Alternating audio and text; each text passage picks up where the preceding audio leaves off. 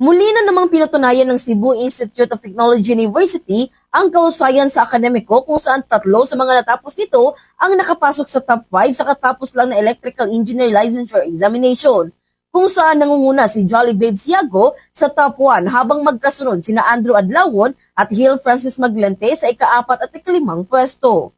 Ayon kay CITU President Engineer Bernard Nicolas Villamor na ang tungkulin bilang isang institusyon ay magbigay sa kanila ng tamang kapiligiran at bukas sa mga pintuan kung saan ang kanilang mga kasanayan ay maaaring matugunan ang mga pangangailangan sa totoong buhay.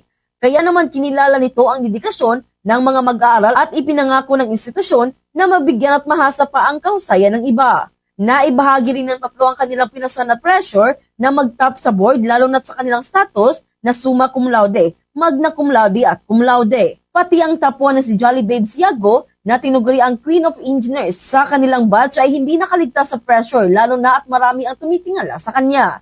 Kaugnay nito, maraming pagkakataon ang dumating sa kanilang buhay tulad ni Siago na nagpa siyang maging faculty member sa kanilang paaralan. I really felt so happy and shocked at the same time when I heard the news that I ranked number 1 during the recent lecture examination because I never expected I would land at this. I was so hopeless at the time, and when I saw it, although I was shocked, I was also filled with gratefulness. What flashed in my mind were the people that helped me get through.